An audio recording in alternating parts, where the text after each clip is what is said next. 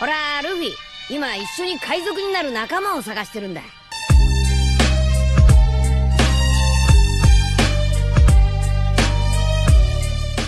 Hello guys, welcome to my channel The Wandering Zoro, your go-to destination for anime-related content. And if you're new here, don't forget to hit that subscribe button and turn on notifications so you never miss out on our latest videos. In today's video, we're going to be diving into part 1 of the series. So be sure to stick around until the end, and let's get started. Izuku then. Former name, Izuku Yagi. Age, 12. Quirk, none. Power, none. Likes, All Might, his mom, his sister, heroes. Personality, kind, caring, cheerful, helpful to others. Izuku now. New name, Izuku J. Estacado. Age, 16. Hero name, Baron von Umbri. Quirk, none. Power, the darkness. Likes, May, his new family, making support gear, true heroes, spaghetti westerns, supernatural westerns, hunting villains, and torturing the one for all users. Personality, cruel only to his old family after finding out about One for All, calculative when needs to be when going after villains and fake heroes, serious when things don't go as planned while on missions, caring to Mei Hatsum and Fumiko Tokoimi when Fumiko and Mei need company, cynical and torturous when meeting the OFA users.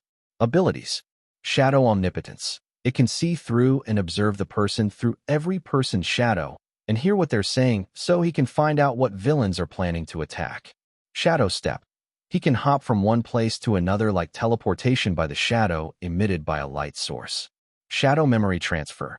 He can also transfer this knowledge or information of the villains to another person via hand contact on the person's forehead as a second factor to his shadow omnipotence.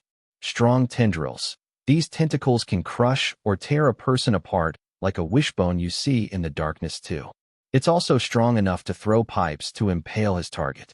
He can also make eel-like appendages to eat his target. Shadow void vortex. Izuku can summon a black hole to pull in any human and it will cause them to suffocate until death. Darkling summoning. He can summon any darkling to shoot, explode, or rip apart his target, he just chooses not to use it. Semi-immortal healing.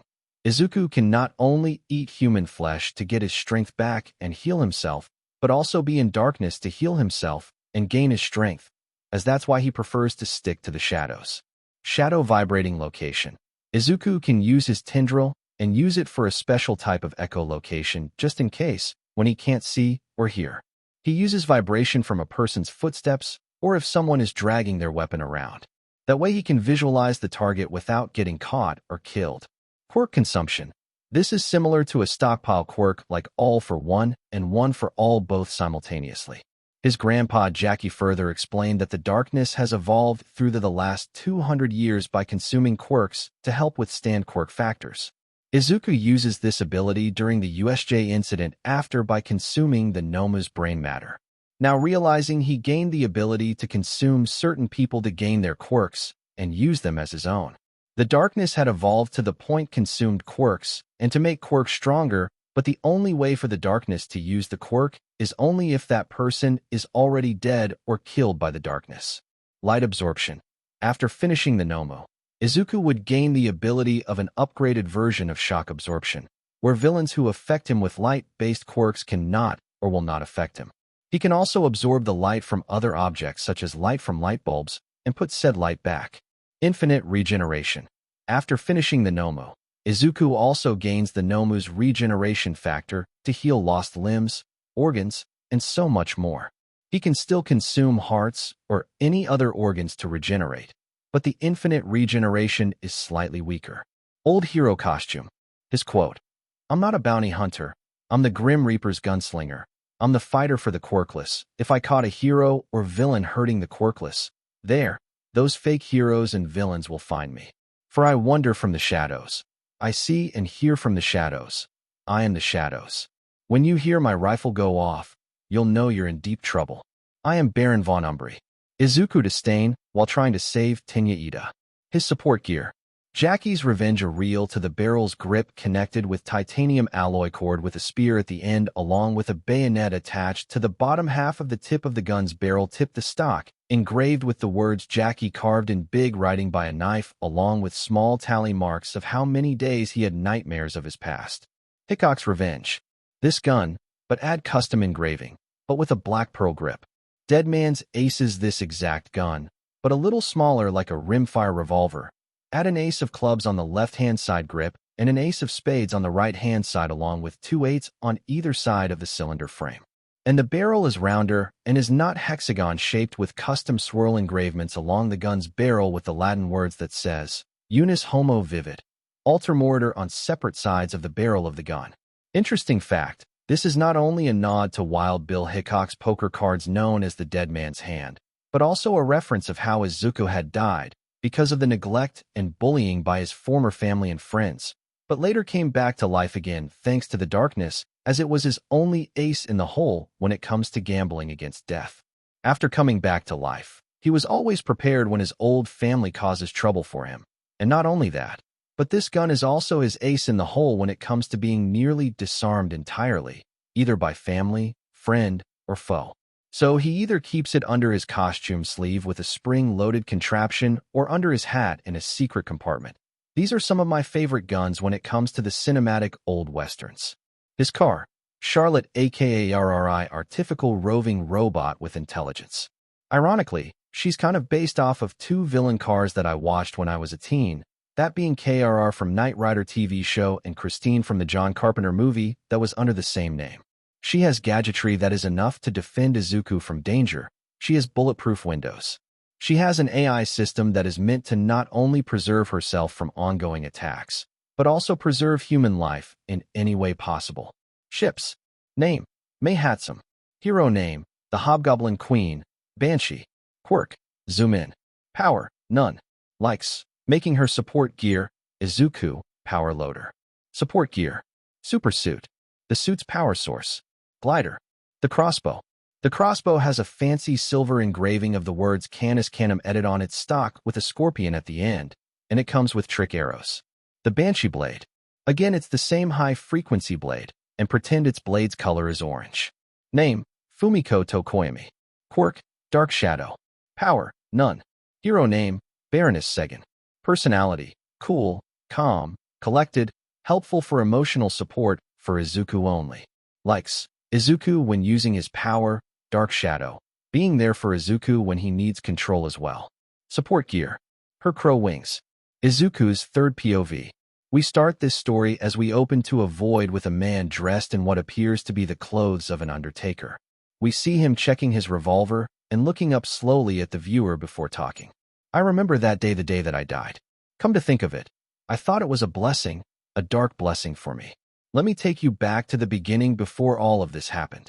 He said as the camera panned out and faded black and faded in to see a mansion, and we began zooming in. This was Yagi Manor, a mansion in an almost secluded area of the rural parts of Japan, with a few trees in the background. This was home to Izuku Yagi. He was a cheerful boy who always had a passion for heroes. Izumi Yagi, the twin of Izuku. She's a bit sometimes arrogant, but she doesn't let Izuku get hurt. Inko Yagi is a kind mother always devoted to her children and cares for both Izumi and Izuku. Lastly, the owner of the manor is Toshinori Yagi. He always has a secret about what his quirk is, even about his status. It can also be said for Inko as well, as she has a look in her eyes that she always has a secret that she also keeps. Izuku first POV. It began on my 4th birthday when me and my sister, Izumi, were jumping on our parents' bed. Izumi was a good sister before all this happened. Mommy, can we go see what our quirks are? My sister and I said in unison while excited. Okay, you two, we'll be up shortly, and we'll make breakfast while you two get ready. We agreed, and when we got dressed and finished our breakfast, we went to the quirk doctor to get checked out. And when we got there, the only 2 words were the cause of my downward spiral. I'm sorry, but your son is quirkless. The doctor said, but your daughter, Izumi, has a stronger version of your telekinesis. I was in tears. Your quirkless are the words that my mother and sister heard. I couldn't bear what I was listening to. As we went home, and when Mom broke the news to my father about it, all eyes were on my sister, Izumi, and only her while I faded into the background. Soon after that, when we went to school, Izumi had to tell the story of my quirklessness. Then, I became their punching bag and test dummy for their newly developed quirks. Every time I went home to tell my parents about it, they punished me instead because they thought I was blaming her and I was also jealous of her quirk. The worst punishment I would get was to be locked in my room for a day or two, sometimes without food or water. After that time, when my punishment was over or when my parents were never around or at work, I always went to my parents' giant library. It's big enough to have hundreds of books to read. In my spare time, I would go ahead and read books on mechanical engineering, physics, hydraulics, quirkology, and biology, and some books on martial arts. I was pretty gifted for a quirkless kid when it comes to photographic memory and quirk analysis, and no, this isn't some quirk I got. It's a gift I had since I was 4 years old, ever since I was diagnosed as quirkless. I guess I would have gone to the support course at UA if I didn't have any quirk or any power for that matter. But in any case, if that's how I got top of my class in Aldera Junior High, then I don't care. Speaking of Aldera Junior High, years later, I went to Aldera Junior High with, you guessed it, Izumi and Bakugo. I was on my way to school from analyzing heroes from day to day about their quirks and their strengths, weaknesses, and a possible way to counteract both. Luckily, I kept these in a secret compartment in my room under my bedroom floor, so that way some people wouldn't destroy them. And I always keep copies just in case that happens also, just in case. The teachers were no better either. Sometimes they would sabotage my grades while sometimes I could catch them in the act. Luckily, in my spare time, I asked my uncle Aizawa to teach me intimidation factors to put them in line, and thankfully he did so. Thanks to Uncle Aizawa, my grades were no longer sabotaged, and it's also thanks to my dark and sinister aura I give off, as they say. So hopefully, they got the message about who they're messing with. This went on until the final school year was over, and when we went to high school, I finally got my vendetta on the teachers, but unluckily for me, no vendetta against Izumi, not even Bakugo either. My parents were no help either, as they demanded me to do better at school than failing, and they still gave good regards to Izumi. I'm starting to hate my sister and my life for it every day. The bullying, the neglect. I was even hoping that All Might would save me from my torment. But that help never came, as I was starting to think hero is just a title everyone would use to create a false sense of security for everyone, and the quirkless are a threat to the status quo of heroism. In my opinion, the only heroes to me were Uncle Shota and Uncle Nizu. And most heroes are just frauds hiding behind their masks, both figuratively and literally. For the reason why I say this about All Might not rescuing me. I'm getting there, so hold your horses. Anyway, as I got to school on time and got to the final semester of my final class until the last day of school was over, everyone was minding their own business. Soon after, the teacher announced our futures as heroes, but that's until, hey, Teach Bakugo interrupted. Don't lump me in with these extras. They might end up as a sidekick with some D-listed hero. Sure, that explosive Pomeranian had to go ahead and run his mouth as if this couldn't get any worse. Ah, yes, Bakugo. You'll be attending UA. Along with Izumi, yes? I was so wrong. Is that the school with a low acceptance rate? A random student said. Oh, and another student will be joining UA.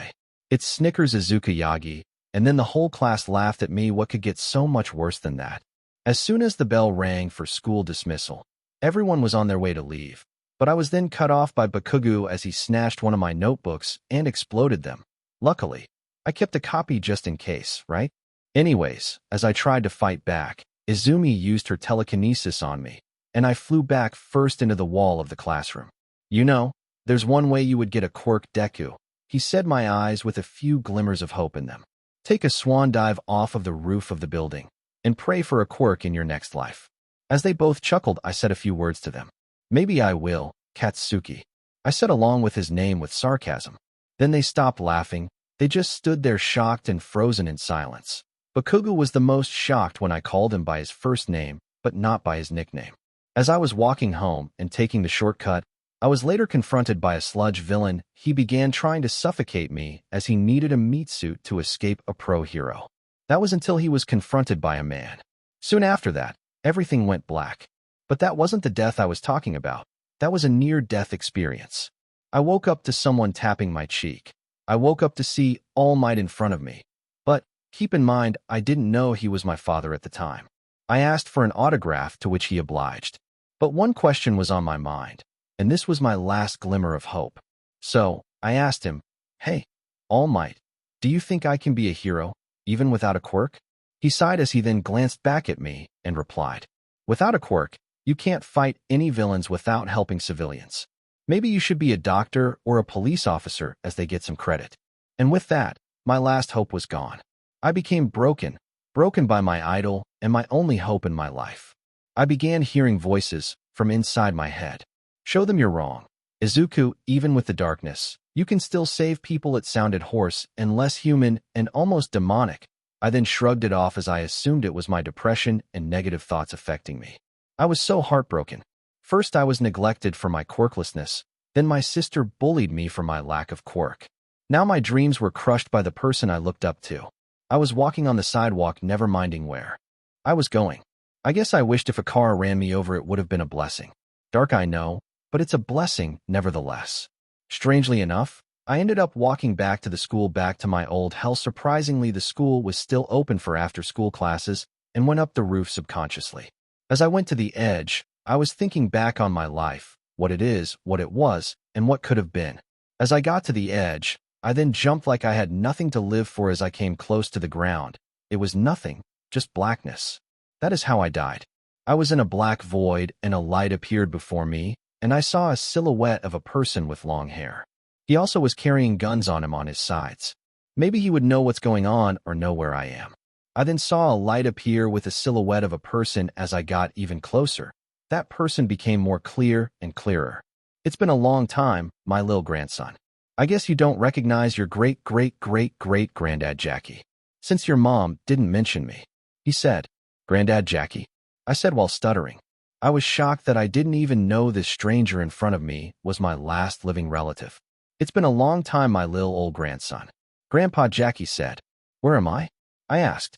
Well, to put it simply, you're in a world where the darkness needs to repair you after you fell off the roof. My granddad Jackie said as he continued. It keeps you in a mental stasis as it needs to keep you alive, but for some reason, it doesn't want you to give chaos and destruction. Far from it, Izuku, for some odd reason, it wants to help you fight for justice. Granddad Jackie said as he kept on speaking and explaining this hellscape they're both in. He then went on to explain his life from the time when he was adopted by a mob boss that he called Uncle Polly up to when he got revenge him and Eddie Schroed for Una living his love interest, Jenny. He also explains how a man with a limp was after him and the power he holds. But as he tried finding the woman whom he thought was Jenny, but ended up trapped in the Shadow Realm, after freeing he realized that Jenny was an imposter named Angelus. She was an archangel named Angelus, and how he left him in the Shadow Realm. After being trapped for 200 years, he escaped. He found out that humans now had quirks, and now, the darkness was not as dangerous anymore. It was intrigued by the power that was called quirks. He then told me the darkness evolved to adapt to a quirk status environment as it gained the ability known as quirk consumption. Quirk consumption is when it feasts on the person, it would gain the person's quirk factor. Say if it takes a heart or a liver, it will gain the quirk factor from said quirk user only when said person is deceased, and it would influence the quirk factor to make it more suitable for usefulness to the darkness's capabilities and needs. He then moved to where it began, Masudafu, Japan, and made a life out of making support gear for heroes while in the shadows. He was the legendary vigilante Estacado Van Umbri, and he later fell in love with Miku Shimura, and they had a daughter named Nana Shimura, and she had 2 children, one a child she never knew of named who later had Inko, and a son named Kotaro Shimura, who would later on fall in love with a woman and have 2 kids named Hana and Tenko. As Tenko's father, Kotaro, would grow resentment towards heroes, especially his mother. However, later with the child she never knew about, had Inko born and raised as a normal family would. As she would later on have me. I began explaining my life to him and how his quirklessness got him into more trouble with his family and school. I had one question on my mind though. So, I asked Grandpa Jackie about it. You know, Grandpa Jackie, I was curious about something, I said as I kept on asking. I was wondering, if so many of our family have quirks, how come we don't have the darkness? I asked, to which he answered. You know, your mom kept my diary in the house's attic to explain how it happened. But, as long as you're here, I guess I will teach you how to use the darkness since it's the power that is what you crave. Also, since you need to defend yourself, I'll also teach you how to fire your first gun. And so, over time while inside this mindscape, I was told how to handle the darkness, how to use it, its weaknesses, its strengths, and many more. He also taught me how to use a firearm for self-defense, and I was taught how to specialize in weapons. When it came time to wake up, I woke up on the concrete to see students surprised that I was unharmed and in a small crater made from my body's impact. The students then look at me in shock, awe, and horror. But I shrugged it off and staggered back home while being unnoticed thanks to my parents not back home yet. However, in my spare time, I went into my mother's attic as my grandpa Jackie told me, only to find family heirlooms as I was exploring. While I was searching even further, I found a trunk filled with old clothes that looked to belong to an outlaw cowboy. The clothes were black. I found on the revolver. It was a Colt 45. The revolver had a pearl grip that was jet black, and a couple of holsters and a gun belt with a skull emblem belt buckle. These were from possibly the pre-Quirk era, probably the 1800s before. And lastly, one seemingly old Smith & Wesson with a silver spade symbol on the handle along with custom engraved gold and silver 8s on the cylinder frame. The barrel was surprisingly not hexagonal and more cylindrical with swirls going around it with the words Unis Homo Vivid, Alter Moritor. These were probably family heirlooms before the last name was Estacado. Wow, Granddad Jackie sure as hell liked old westerns so much, even for an Italian-American. I thought to myself. I then named the Colt Hickok's Revenge, because this could have been the gun that avenged Wild Bill Hickok and the Smith & Wesson Model 1 Dead Man's Ace to remind me of how I died because of my neglectful family and bullying friends. This exact gun, but a little smaller like a rimfire revolver, had an ace of clubs on the left-hand side grip and an ace of spades on the right-hand side along with 2 8s on either side of the cylinder frame. And the barrel is rounder and is not hexagon-shaped with custom swirl engravements along the gun barrel with the Latin words that say, Unis Homo Vivid, Alter Moritor on separate sides of the barrel of the gun. As I kept digging in the old trunk, I found a photo album called the Estacado Family Tree. As I kept on reading, I found out that I was the great-great-great-grandson of Jackie Estacado, after all. At least I got his looks, fortunately. I then kept on digging further in and found my grandpa Jackie's diary, and while reading the journal, I later found out the only thing that kept you from getting the darkness was quirks. At least I don't have it, but I'm desperate to find out about this ability. It turns out the reason why my family doesn't have this ability was because of, you guessed it, quirks. As it turns out, you don't need a quirk to gain the darkness, or else you won't get it at all. My grandpa Jackie further explained in his diary that thanks to a deity of light named Angelus, people gain quirks by giving them power inside their genetic code for the darkness to not take on its host. And to make it less conspicuous, she gave them powers to avoid exciting suspicion. Well, at least I'm not a likely candidate to get a quirk. And so, with all the strength I could muster up, I then took these down from the attic space and took them to my room to pack them up. I won't be staying there for long anyway. So, I took the revolvers, the clothes, the diary, along the photo album along with me, just for insurance, if you will. So, if they try to take me back, I'll use it as blackmail and a bargaining chip. You can bet, the people wouldn't like to hear that All Might is married to a descendant of a former host to the darkness who in this case is, or rather was part of a mob in New York. Soon, after that, I grabbed all the stuff I needed from the attic and went into my room to pack, so I could leave this godforsaken place of torment. Interesting enough, I was hoping I would find All Might while I was out so he would adopt me and save me from that hellhole of a place. However, I was unaware of the words that would shock me for life. While I was packing up to get ready to leave, I was later cut off by a muffled, "I am here, as your father." I was then shocked when I heard those words. I then snuck halfway down the stairs to eavesdrop on the conversation. "My dad is All Might?" Izumi asked while excited. "Yes, and I'm Green Psychic," my mom said. I felt my heart break a little as I continued listening. All the neglect from my parents is what made me broken. All the bullying from my friends is what made me broken. And now my idol, who was my actual father, was the cause of my broken heart. My dad was not only the man who neglected me all my life, but also the hero who crushed my dreams. I have a quirk called One for All, and I would like for you to be my successor. My dad is known as All Might said. He then explains One for All and All for One's history. Izumi couldn't help but ask a question to my father. "What about Izuku? Can he have your quirk?" Izumi asked. "Unfortunately, he doesn't have what it takes." Another crack. He is not strong enough. Another crack formed. And finally, He is not hero material with you getting blamed by him. Then finally a shatter. I then went upstairs and into my room, my dark room. Soon after, tendrils began to protrude from my back as well as two eel-like appendages, and I began destroying everything that's memorabilia to all might on sight in a fit of pain and rage with the tendrils. My head was on fire and in pain, but I ignored it. After that, I suddenly had flashes of some parts of Japan I don't remember. A bar, a man with no eyes, no hair, wearing a black suit with a respirator, and a boy covered in hands with blue silvery hair, as I heard the echoes of a name from a female voice saying Tinko, then saw Grandma Nana in my vision, crying on the shoulder of Grandpa Torino. After the whole visions were done, then I heard a church bell ring, as I then heard crows cawing. I then get sent back to reality. But what I didn't realize is that my breakdown would also not go unnoticed by my so-called family.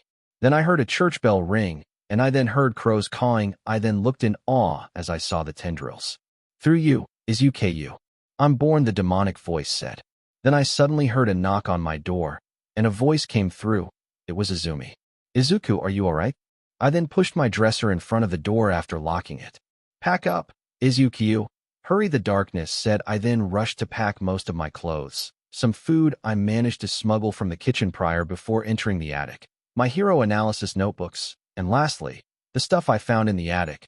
I then used the tendrils to carry my luggage, and I left a note for them before going to the window to jump out into freedom. Soon after that, my so-called father knocked down the door before saying Detroit smash, and as the door was knocked down, he saw a glimpse of me with my power as I escaped into the night through my window, swinging with my tendrils. Afterward, I kept running, and never looked back. Izuku, third POV. The video then fades to black as it opens up to Izuku sitting on his chair. Running away could have been my best option, considering I was running away from a dysfunctional family who only cared about quirks and their status. After I stopped running, what I didn't realize was I was about to encounter what could be an angel to me. But to others, she is a mechanical mania banshee. Her name was Mei Hatsum. I ran as far as I could, hoping that Trash Might and Inko were not on my tail. Thankfully, I lost them while I was swinging with my tendrils. But, later on, I got tired. While doing so, I came across a junkyard on Dagoba Municipal Beach where my parents used to take me. It was a complete mess now compared to when I was first here when I was 3 years old. That was where I saw a girl with pink hair, fishing in the junk and garbage. But she seems to be alone. Hey, she called out. I looked around confused as if I was looking around for someone who was here with me. I then looked at her as I pointed to myself, to which she said, Yes, you with the eel-like heads and tendrils coming from your back. Could you help me test one of my babies out? She asked as I came over. I then started thinking about my options. On one hand, it could help me put my creativity to some good use. So I guess while I'm here, I might as well make support gear of my own to defend myself. While the other, I could just ditch her and say no. So I went with the first option. So, I looked at her with a slight smile with my emotionless eyes. If I help you, can you help me find a single-barrel Winchester rifle? I needed to make a spear gun with a reel. I could use it as some kind of grapple gun. I asked. So, I gave her a list of items I needed for my spear grapple. She was so kind-hearted, maybe I'll ask her to help me with my support gear. I then told her about a joke support item called spring-heeled boots that a certain demon named Spring-Heeled Jack used to wear while attacking the streets of London town to jump at impossible heights, along with having metallic claws used to attacking men, women, and children as he breathes blue and white flames. After I said that, I then saw the gears turn in her head thinking about boots that could give you a jump boost. I then shrugged it off as we agreed to these terms. So, I tested out her projects she called her babies, and eventually, she helped me find a single-action Winchester rifle and gave me the parts to modify it. Now, in case you didn't know or remember, I didn't just study about heroes and their quirks to teach them how to improve their power status. I wanted to make support gear. So I studied mechanical engineering, physics, hydraulics, biology, and quirkology, and read some books on martial arts in the library while my family was never around or never in the house, and always with Izumi. Not only that, but that's how I got the top grades in school. While we're continuously searching, I found a beaten-up old 1958 Plymouth Fury. And with one look on me and May's face, we had the same crazy idea. May called up her mom and dad and told them they found a car at the beach we were staying at. She opted for her parents to tow this car to her house for us to build and make add-ons to the car, for the hero support course that is. I'm sorry, I didn't catch your name last time, I said. Oh, my name is May Hatsum, future CEO of Hatsum Industries. You? She asked. I began thinking back when I used to have my last name Yagi. It brought me nothing but pain and misery. So I used Granddad Jackie's last name and his first name for my middle name initial. Izuku J. Estacado, future CEO of Estacado Support LLC. But my old friends call me Jackie because of my middle name. I replied as I needed her to not know my last name. I just hoped that Grandpa Jackie wouldn't mind me using his last name. Come to think of it, I'll bet he'd be very proud of it. As soon as they arrived, they saw May and May, but mostly looked at me with curious and concerned eyes.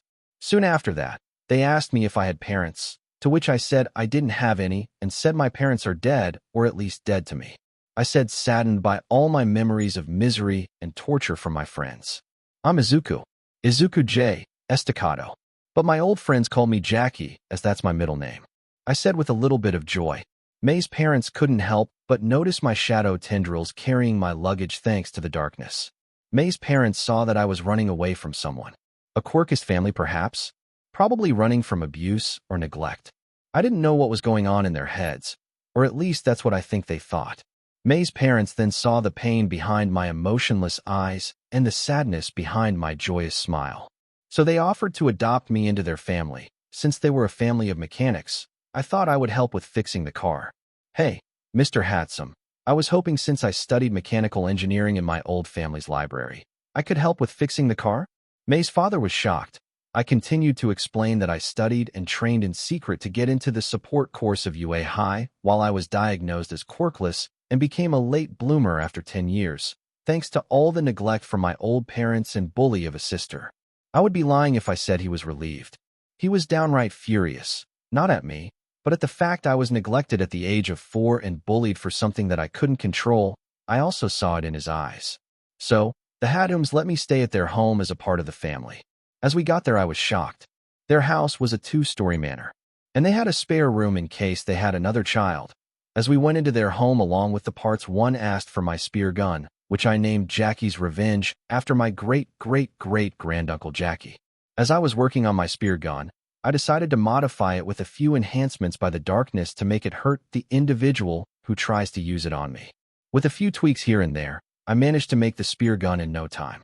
I also made a few prototype rounds to test it out to see if it shot perfectly. Over time, and May got along just fine. We decided to work on the car along with May's father to restore it.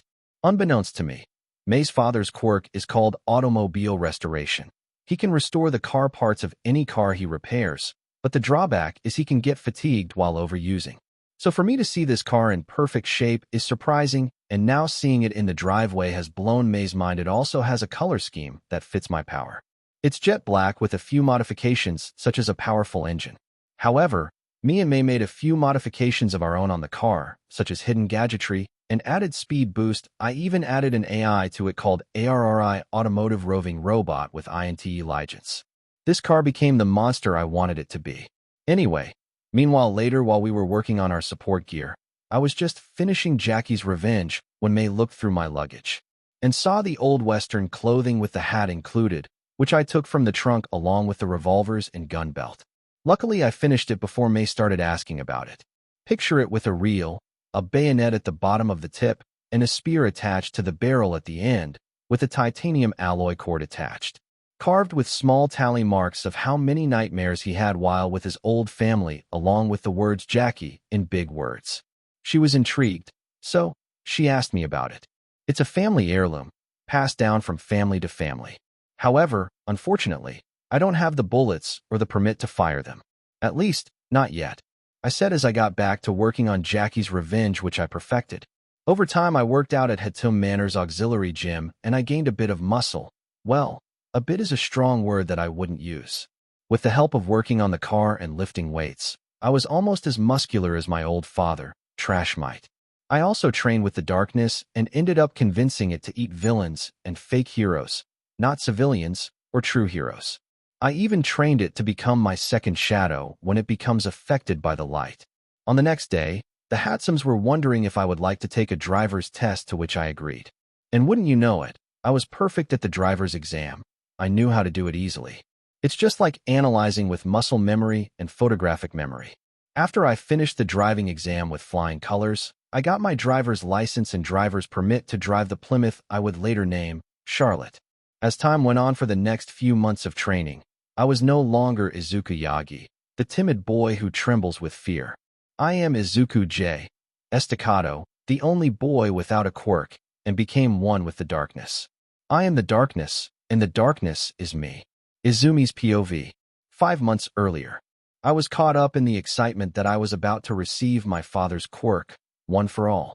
That was until I heard screaming, shouting, banging, and crashing coming from Izuku's room, and then it stopped. I was concerned for my brother's safety as I and my parents then went up to his room only to find the door was locked. It was almost as if something was blocking it from the inside. I told my dad to punch the door down in his buff form, and he did so. As we went inside, we found Izuku trying to jump out the window. We then saw the hate and resentment within his eyes aimed straight at us. It was as if something more had taken hold of Izuku like the devil himself. He then jumped out the window without a second thought, and we stood there in shock and horror. As our house was 3 stories high, we then went to look out the window to see Izuku swinging off with black misty tendrils coming from his back. I then turned to look around his room. A disaster of a mess, and most of them were broken All Might merchandise and memorabilia. I guess he heard every single word of what we were talking about. That was until I saw the note lying on his desk. I went to his desk to pick it up and read it. The note says, "Dear Yagis, I hate you all. Ever since I was for you all neglected me as I faded into the shadows of the background that I have been a part of, and now I have become consumed by it. Thanks to you, I have the power of the darkness in my hand. And this is the kind of power I have never felt before, and this is probably what Izumi felt when she had her quirk. I guess I have your daughter, Izumi's bullying, your neglect and discouragement, and Bakugo's suicide baiting to thank. I know about your secret of being pro-heroes, and oh, Inko, I know about the Estacado family, and the little power they have. How? Because I have it now. All it took was the same torment, the same neglect, the same bullying for 10 straight years. And now I have the power of the darkness in my hands. So, if you are reading this, I have the power, and I have all of you to thank for it. Even your little bratty rat of a daughter, and that explosive trash of a Pomeranian, I have it. I even met my great-great-great-grandpa Jackie after taking a swan dive off the roof. Granddad Jackie even treated me like family than you all ever did. To be honest, I should have been dead after a stunt like that. Oh, and one more thing.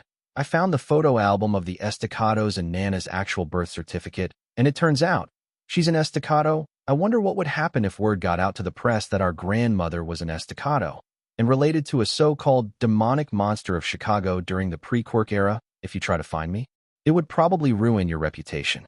You wouldn't want that, would you? Oh, and that reminds me, Trash Mite, I know your little secret about your quirk, and I heard every single word. I hope you're happy that I'm gone, because someday, I will beat your enemy to prove that you don't need a quirk to destroy a villain you desperately sought to destroy.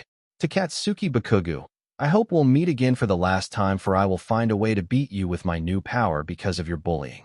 All I have to say is I have you to thank for this power gotten for the price of the advice you gave me. Who would have thought to take a swan dive off of the roof of the building and get a quirk afterward? I did. You, explosive Pomeranian. This'll be the last time you'll see me again. I hope I won't see your faces for a long time, all of you. So, here's my last words to you. Yagis, look to see me no more, look to find me no more, and look to hear from me no more. Your son longer, Izuku Yagi. I didn't show the note to my parents. Not even Katsuki knows. So, I kept it on me for evidence and called my uncle, Sir Nightai, in secret to look at a note I had found on my brother's desk, and I told him everything. He said he would come over with Detective Naomasa Tsukachi to find Aizu. But that didn't stop me from hearing about my parents going out looking for him. The next day, while we were at home, Naomasa asked us questions, even mine and Katsuki's parents. Katsuki's parents didn't know about this and were being truthful.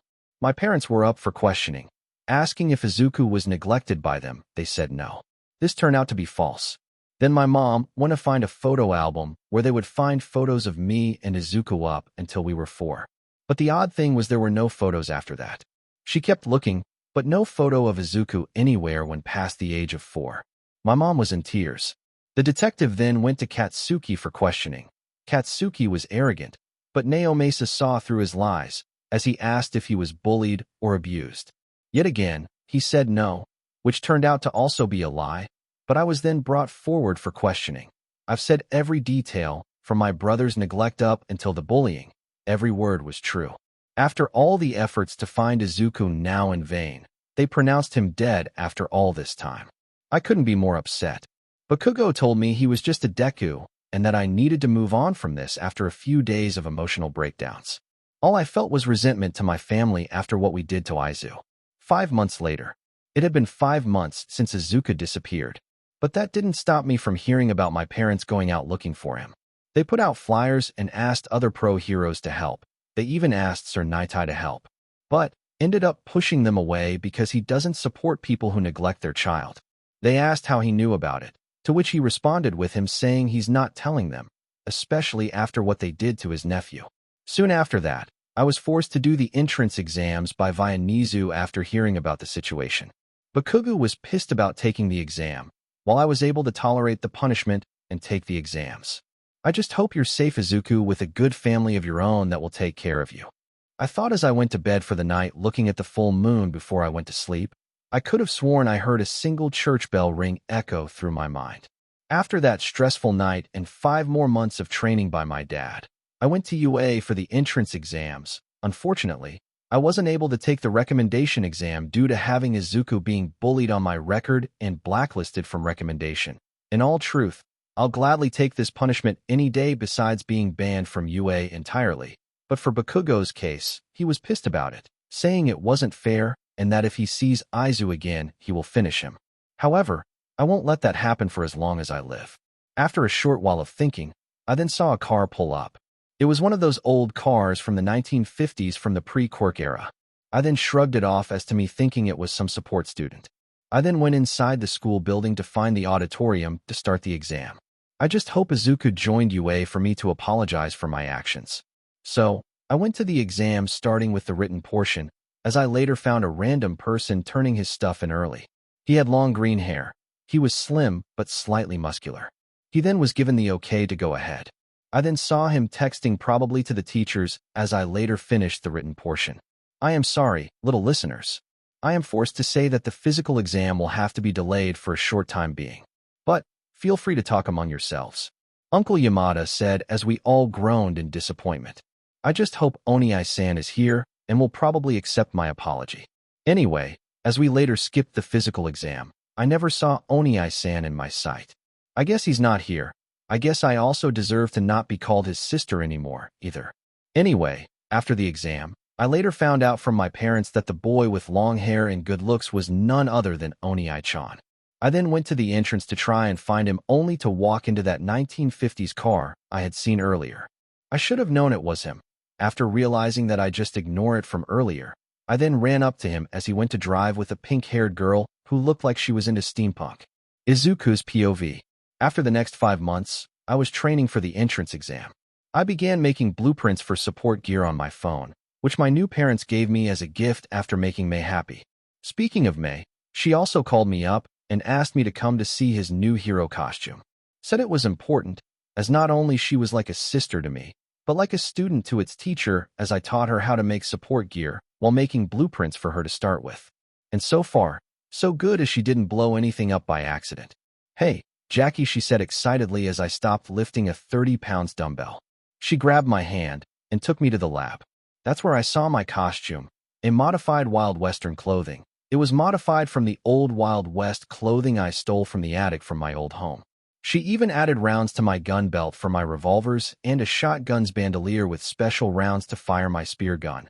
She then added springs inside the heels of my cowboy boots to give me a jump boost and body armor all around my costume, along sheet metal sewn between the hat's fabric from the inside and out of the cranium cap, along with a mask.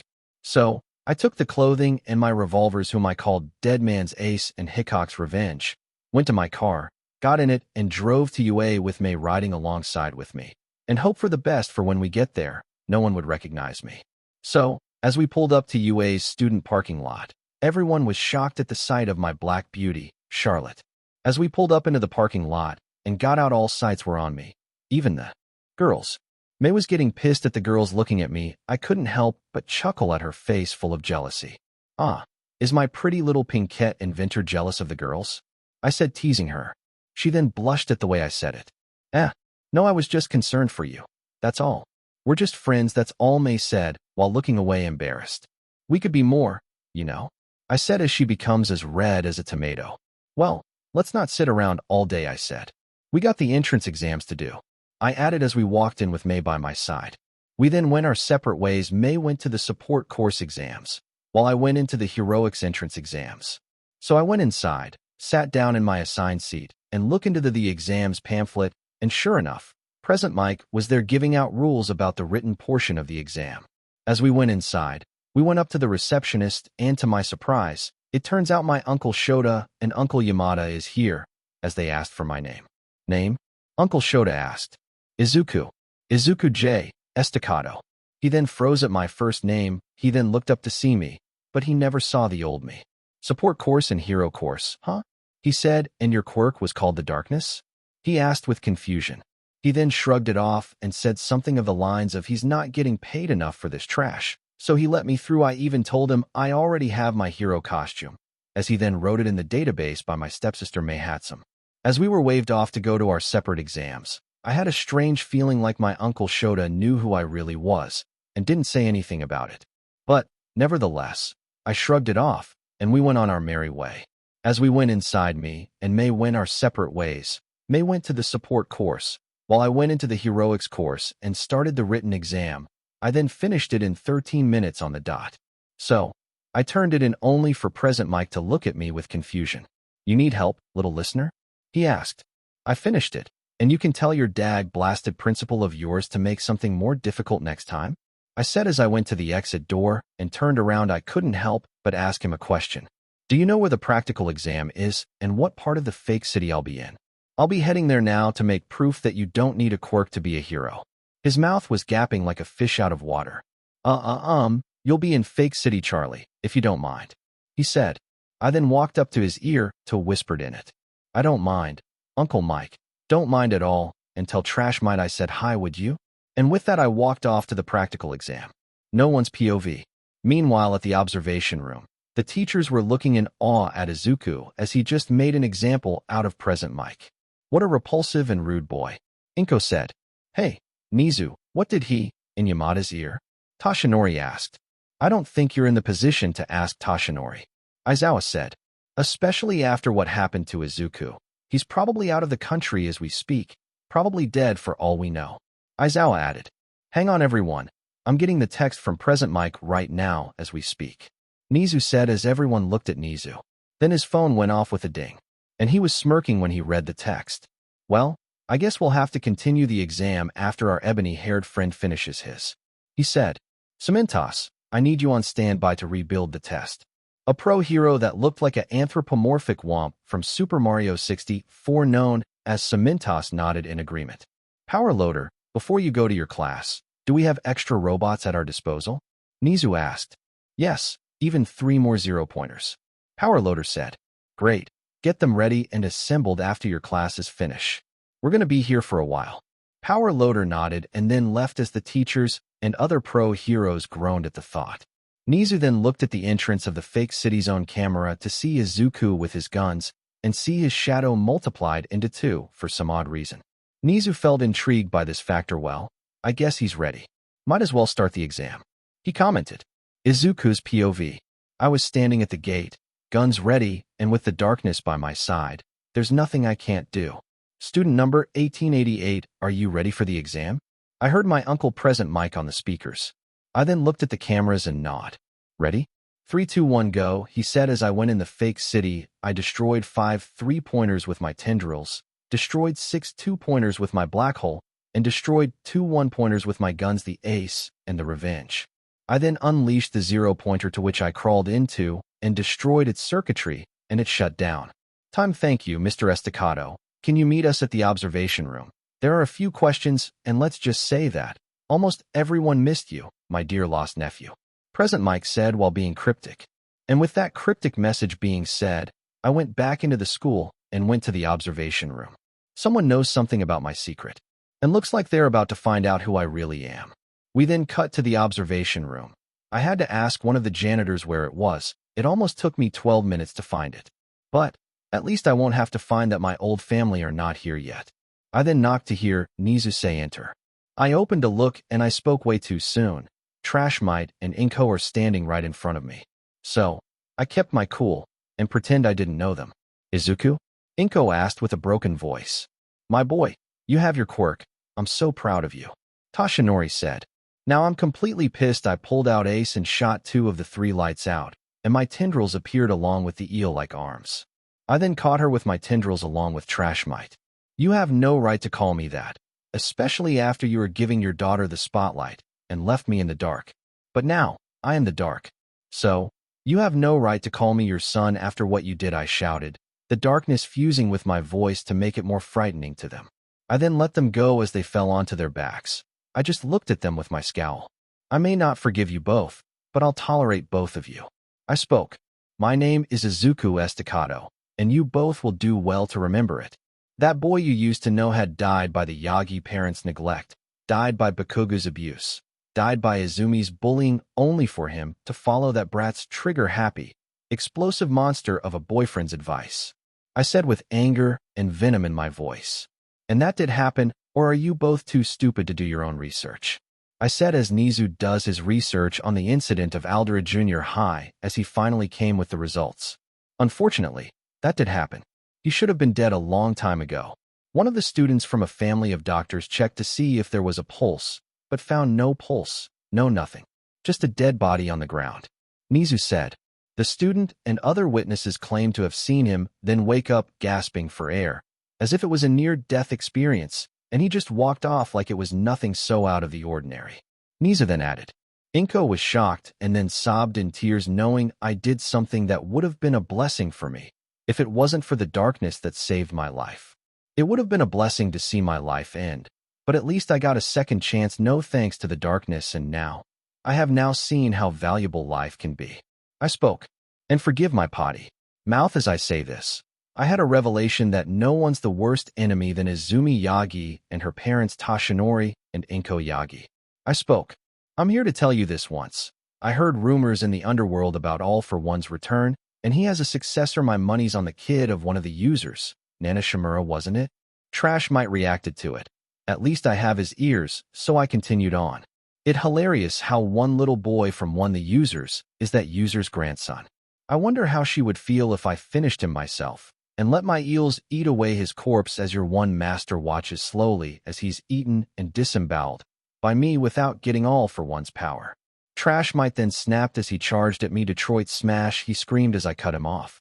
Shadow memory, I shouted as I put my hand on his head, making him see all the memories of Nana's grandson, Tenko Shimura, up to the point where he is Tomura Shigaraki and ended up being raised by All for One.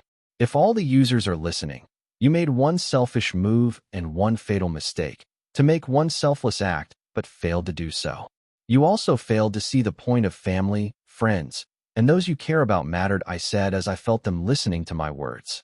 And now one day, just one single day, I'll see to you being destroyed just so you'll have no purpose for doing so. If Nana Shimura is listening, you made a bad move on the chessboard by abandoning your son, and would you know it, your grandson became a villain in the process. Just remember, you insufferable woman of burden, your actions have consequences. I said as I then brought out a folder of evidence with files and photographs as proof. As I walked out of the room, All Might went unconscious, not like that I cared anyway.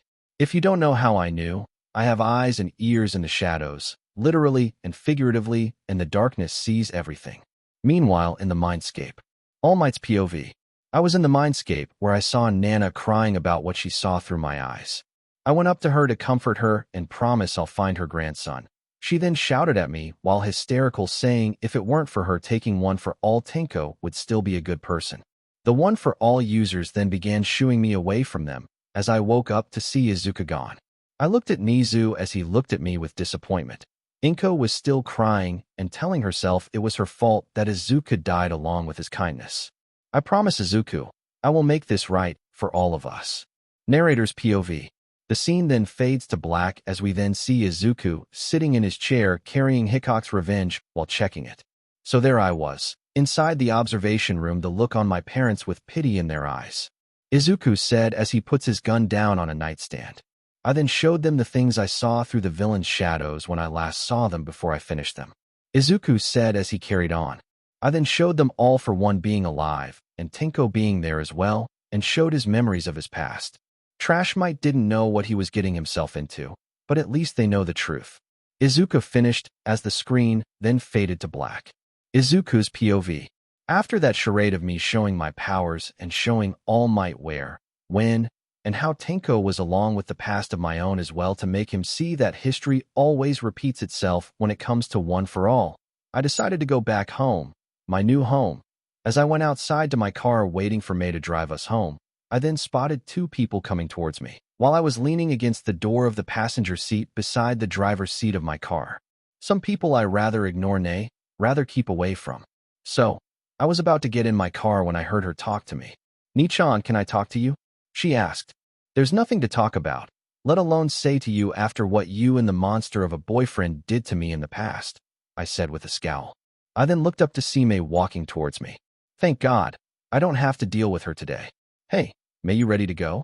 I asked, trying to act happy while she was all giddy about probably passing the exam. Yes, I also turned in the patents that had my support gear to Power Loader. Hopefully, he'll be able to see potential in me, May said. I then opened the passenger seat like the gentleman I am, at least to her, and she got in and I shut the door. I then went into the driver's seat. The car door's window cracked down a bit as I got inside. I then started the car up and rolled down the window to look at Trash Zumi and Kuntsuki one last time before saying one last thing of advice to them in my less emotional voice. I suggest you and Katsuki move on without me along with or should I say your parents, while all of you still can, I said as I continued. Because One for All is slowly and painlessly killing you, Izumi. Or have they never told you about it? I then pulled out from the parking lot's driveway to leave a distressed Izumi. No one's POV. Izumi then was shocked and frightened about the fact the quirk she was given was not only giving her power, but it's also hurting her as well. Her heart began racing at a fast pace as while that happened, she fainted while Katsuki caught her while falling. She was now in her mindscape, just like Tashinori's, just like her father's. The users looked at her in disappointment and pity as they heard every word from Izuku. So, I'm guessing you all know that Izuku's right about this, huh? One of the users with white long hair. We did know of the consequences of such a quirk to be passed down for generation to generation. The man was known as Yoichi Shigaraki said. Then explain to me in details that I will understand. Izumi said with fright. Picture One for All as a wooden cargo ship. The cargo is the quirks that it holds. What happens if it overfills? One user said. It gets heavy and weighs it down. Izumi said. Exactly, and you'll lose buoyancy, and that buoyancy is your life force. Another user said. The more quirks end up in One for All, the more you'll lose your life force as quirk user. Keyword there, a quirk user. The quirk user known as Second said. Second, she doesn't have to know a woman known as Nana shouted. She has to know what she's getting herself into, Nana's Second said as he continued talking. Izuku's right. If we don't finish All for One soon, Izumi going to die with the quirk with her. He said. If Tashinori would have given Izuku One for All, it wouldn't have come to this. Another one of the users said. He was a bald man who was decently muscular and had the quirk Black Whip. That user's name was Daigoro Banjo. As he looked at her with disappointment, he then looked at Izumi with pity. Even if we try to give Izuku One for All, he still wouldn't accept it thanks to his cosmic power known as the darkness. He still wouldn't even trust us after that little stunt that Tashinori pulled. He said as he carried on. However, Izuku knows All for One thanks to his shadow omnipotence. We might be able to get some answers out of him, as long as we get him to trust us. Daigoro said as he crossed his arms. Izumi, we need you to persuade Izuku into giving the information that we need. Izumi then nodded, knowing of Izuku may not accept One for All, but at least she's doing this for a good cause. Even she's running out of time. She then woke up to see herself inside of Recovery Girl's office. I will help you guys. But, not for you guys. Only for Izuku, she thought as Recovery Girl walked in. You should be lucky that Katsuki caught you while you fell unconscious, Otherwise, your cranium would have split open upon impact on the concrete. But other than that, you're free to go, young one. Recovery girl said. Izumi then got up and went to his parents' car too as they were waiting for her. Soon after that, they went home after the whole ordeal. Izuku third POV. Screen then fades out as we the void again, only this time with Izuku standing up in it. The idea of a truth so being powerful and yet so much more terrifying is that physical power, like a fist punching, has limits on who it hurts, while your words have actions that can cause good or bad consequences, and it would hurt the person emotionally, which in turn makes them hurt themselves.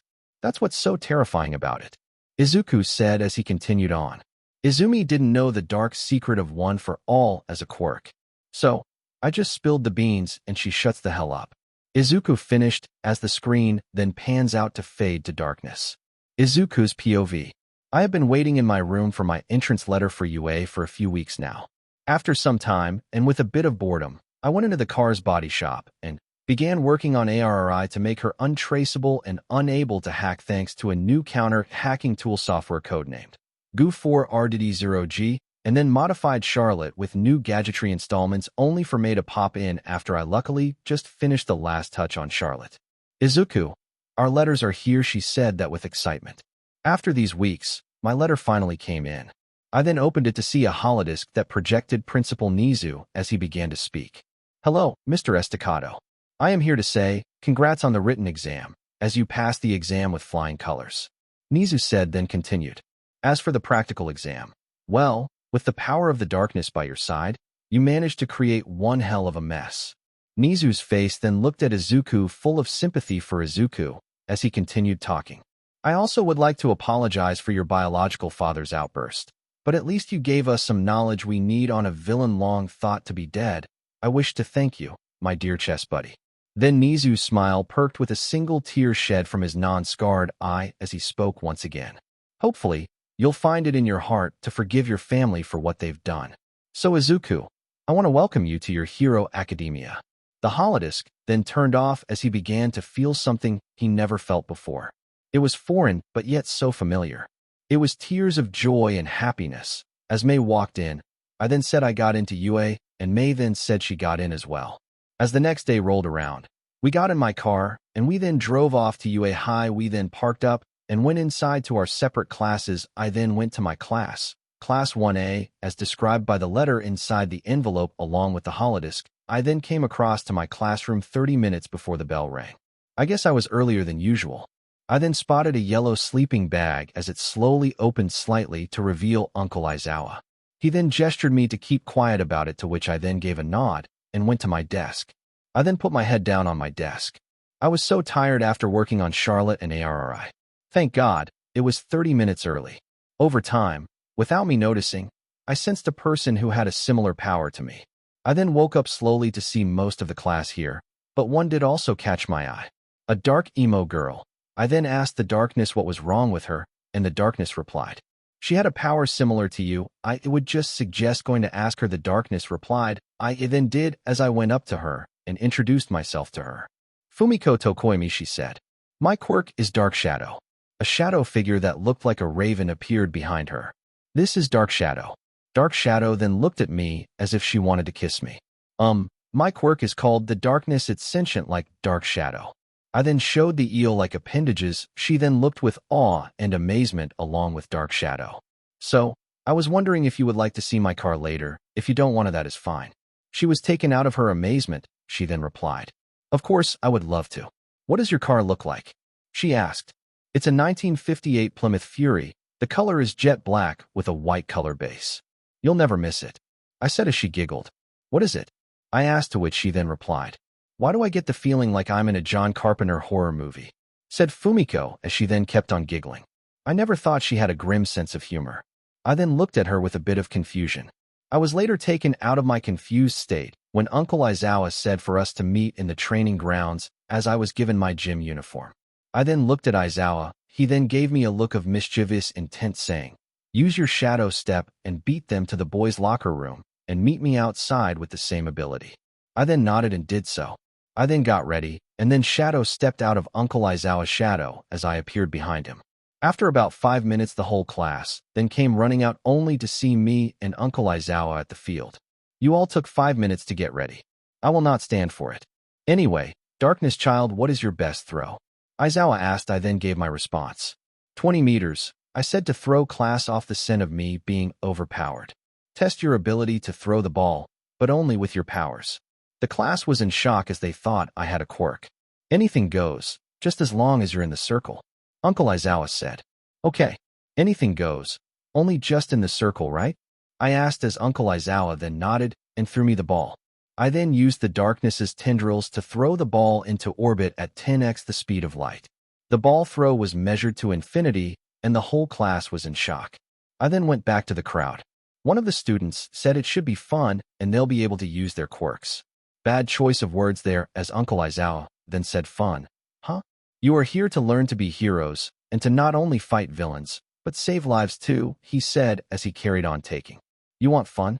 How about the one who ends up in last place will get expelled? The entire class was upset about this. One of them said it wasn't fair as they just got into UA High. Fair? Does natural disasters sound fair?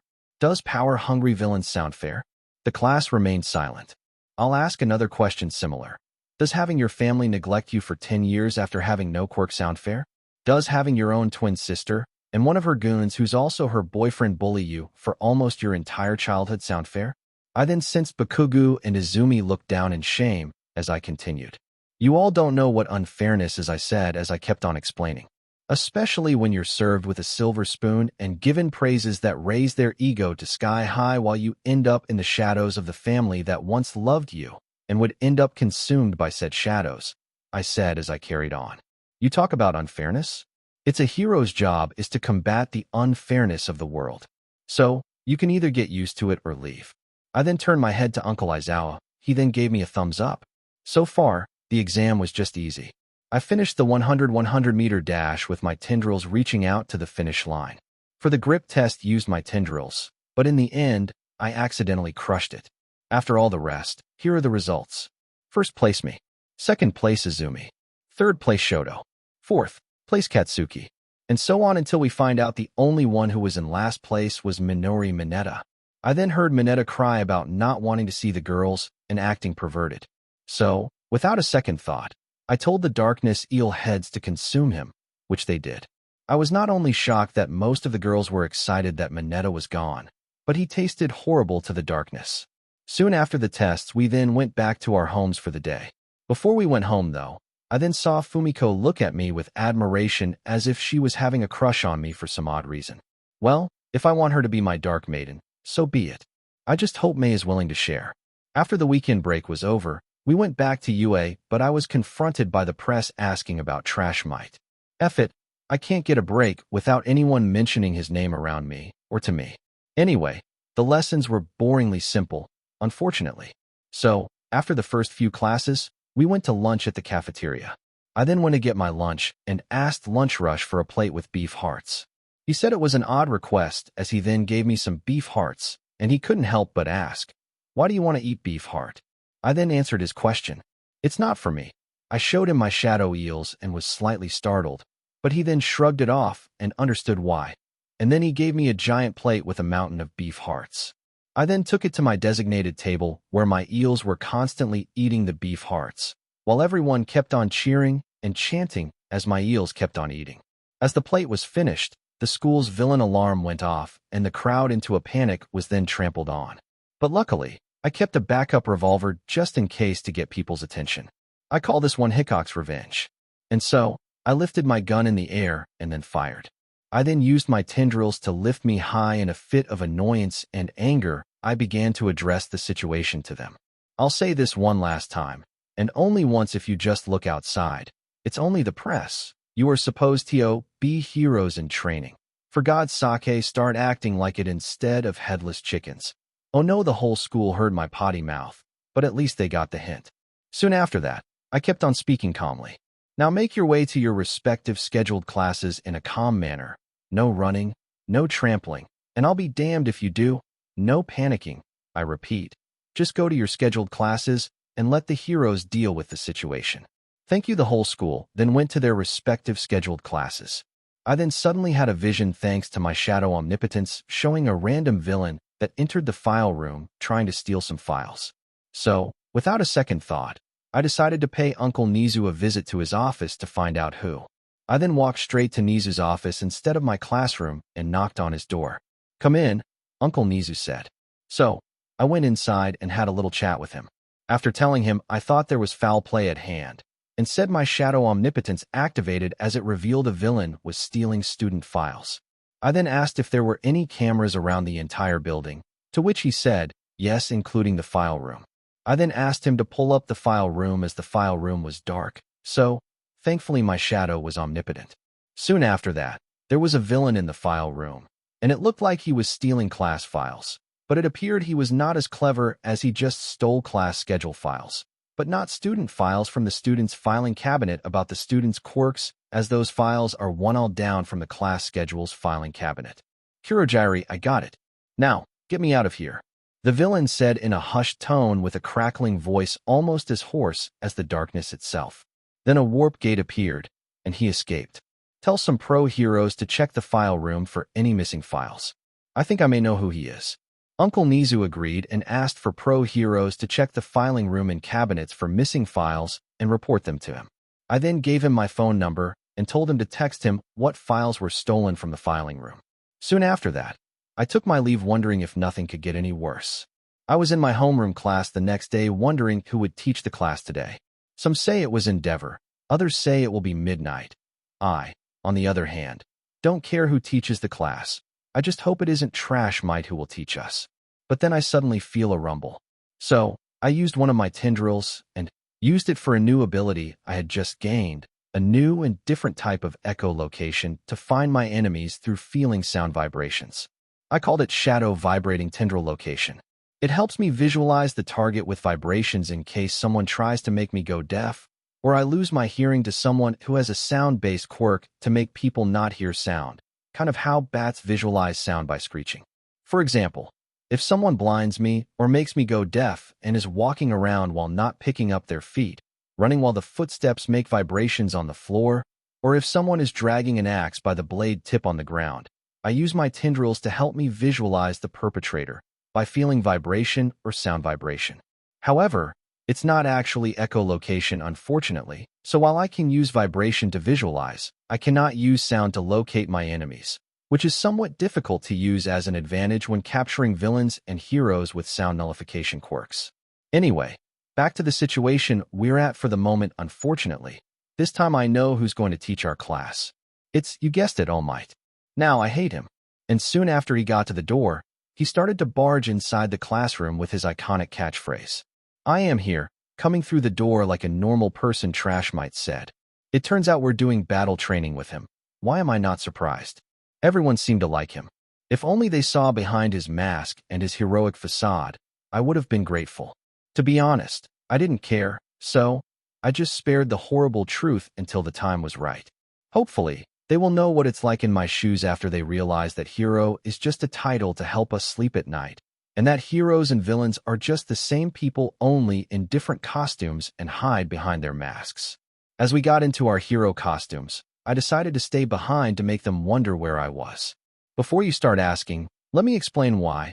May made a costume inspired by the story of Spring-Heeled Jack, which I told her a while ago back at Dagoba Beach, and after that she was working on this new costume in secret while at the support course class and at home. After she made me the costume with bulletproof fabric, I guess my idea and theory for living fabric was not far off. Anyway, she had completed along with a top hat with a new metal alloy she had sewn in the fabric of the hat and the cloth inside, with the spring-heeled boots with rockets along with a spring contraption to help me with agility. Basically, they were hydraulic, so they are not only used for jumping buoyancy, they were also used as a rocket fuel to provide flight along with gloves that can sustain and stabilize the flight pattern, and it included the claws too. I guess I'll thank May after this later. So, after I got my hero costume on and snuck off to get on one of the roof of the buildings, I then fired my spear gun Winchester and used it to get their attention. Luckily, my cord was out of range in order for them to be impaled by the spear. People looked at me in awe and fear as I tipped my hat at them and spoke in a southern accent. "The name's Baron von Umbry, at your service." "Very sharp there. Young Estacado, All Might said as I came down. I saw through his facade, and after that I sensed in his soul that he was guilty, as he somehow felt bad about my past, that he also felt sick to his stomach about calling me Estacado. So, I can get this battle training over with. But anyway, everyone, go into their random pairs. Luckily, I got Fumiko as my partner, and we were going against Bakugo and Ida. This should be easy. All I have to do is destroy his gauntlets, and hopefully they will run out of nitroglycerin, and I will be able to take him out. How do I know? I just assumed his gauntlets are not just for show. Soon after, me and Fumiko came up with a plan. Knowing Bakugo having a grudge against me, he'll often choose me as his target. I would distract him while Fumiko would go and find the bomb. Soon after that, All Might announced us to enter the battlegrounds, and off we went. As I grabbed Fumiko, I was carrying bridal style. I then used my spring heel boots and then jumped and used the rockets to get to the second floor, where they would most likely expect us. As we got through the open window, I used shadow vibrating location, as I then heard Bakugo go up the staircase of the building. I then turned to Kyoka and whispered to her, "I will deal with Bakugo. You go ahead and deal with Tenya Ida." I whispered to her, to which she nodded, and she went ahead. Deku, he screamed as he ran up to me. I then summoned the darkness too, and then telepathically told the eels to disrupt the gauntlets. Soon after that, they gnashed their teeth against the gauntlets, and it spilled all the nitroglycerin all over the floor. For some odd reason, the darkness wanted to consume Bakugo. "No, you'll eat beef heart later, for right now. Tie him up," I told them angrily. And with that, I tied Bakugo up thanks to the capture tape. I then went to help Fumiko find the bomb, only to find Fumiko having trouble with Ida's speed. I then stretched out a tendril in order to trip Ida. I learned this from a cartoon once. It was silly, I know, but it was a smarter thought in the end. And then I used the capture tape to tie him up. "Hero team wins," All Might shouted, and when we got back to the observation room to discover who was at fault and who was not, Momo then explained that I had a plan and I stick to it along with Fumiko. And Bakugo went after me with a grudge. I will not bore you with how things went during our training because I don't like to. So, after the battle training, we went to our normal classes and we went back home. However, I'm starting to feel a sinking feeling in my stomach, as if something is going to go wrong on the next day. And for some odd feeling, I just know it. On the next day of UA, Uncle Aizawa wanted to teach us rescue missions at a training area on UA High's campus. But I decided to take Charlotte and drive myself to the unforeseen simulation joint, USJ for short, so that way I wouldn't have to ride with them. So, when we got there, I was surprised that Trash Might wasn't here, as we were greeted by none other than the space heroine herself, 13. But, while the explanation was going on, I then spotted a black and purple mist as a person walked on through. My eyes then widened as I knew that hairstyle and posture of that figure. "Tenko," I whispered under my breath, so my classmates wouldn't hear me. They then began introducing themselves as the League of Villains. After that, the Who class was separated, but for some odd reason, I was warped away to the shipwreck simulation where I was saved by Tsuyu Ajui, and I told then her that I might have a way to get back to the mainland. As we followed our plan and successfully found our way across by using the darkness to grapple across with my tendril, and with Tsu's ability to jump higher, we managed to get across. When we got to the other side and went to the central plaza, we found a big beast that had its brain matter exposed, beating down Uncle Aizawa. Shrugging off my fear, I decided to help out Uncle Aizawa. I was later confronted by the League's lackeys as they were looking to fight me. I spoke to the darkness and said have some fun, but leave Uncle Aizawa unharmed. I thought telepathically speaking with the darkness. "Much obliged," the darkness said, and after that, I was in the passenger seat. I ended up finishing the League's lackeys with all the abilities in his arsenal. I then used Jackie's revenge to spearfish the villains and reel them in, only for me to finish them with the shadow eels. I then used Hickok's revenge and shot a few villains here and there. A few in the knees, some in the head, a few right at both shoulders, to watch them breathe heavily as they start gasping for air. I never thought the darkness was this twisted. After I finished all of them, Hansi ordered the beast called a Nomu, who was specifically designed to take down All Might, to finish me. I decided then and there to take the driver's seat to fight it. While I was fighting it, the beast never felt a single bit of pain from a single hit I laid on it. It took it like a giant tank. I tried to figure out its quirk, or quirks for that matter. However, it was not needed as it was revealed by Shigaraki that it had regeneration and shock absorption, but not shock nullification, so it's got to have some limitations. As I said before, I did my research on quirks while reading quirkology books, and shock nullification and shock absorption was one of them.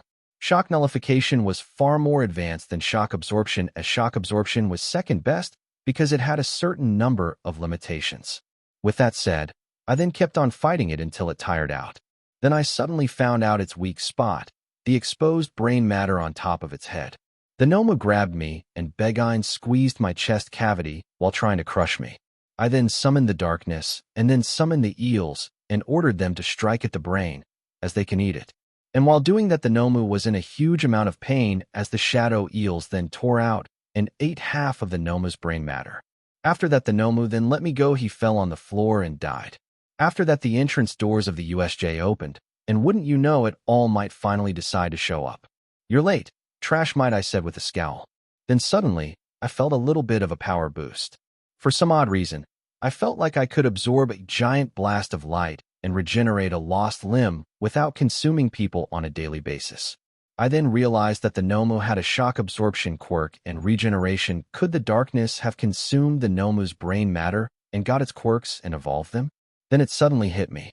When the shadow eels consumed the Nomu's brain, it took its quirks along with it.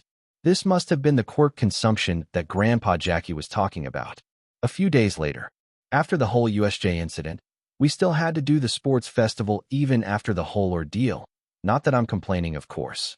So, during the whole class session, I heard a commotion outside our class. After that, Class 1B tried to spy on the competition and declare war on our class. So, without a second thought, I accepted their declaration of war and decided to train myself.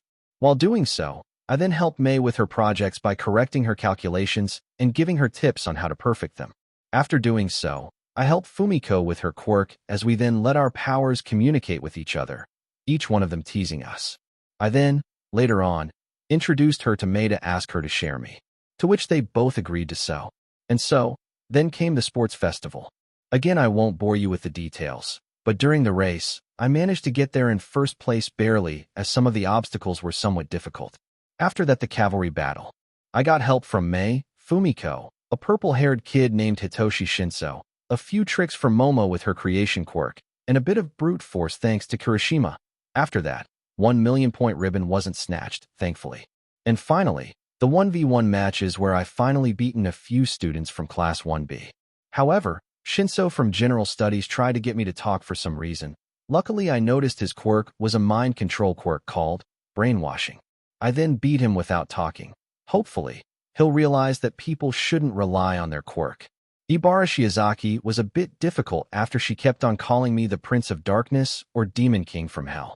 I then took it as a compliment, as I then used the darkness to capture her and send her on the sidelines. Shoto Todoroki had a bit of talking to by me after realizing when I said it's not his father's quirk, saying his quirk is not Hell Flame but half hot half cold, and it's his and his alone, and he is his person and will choose what he will do with his quirk. He doesn't control him. Then finally, Bakugo. I managed to withstand his explosion's light thanks to light absorption, and I managed to beat him. After that, we all got our medals. I got first. Bakugo got second, even though he's angry about it. And lastly, Shoto got third. Hopefully, he'll gain an understanding that he's a human being like myself.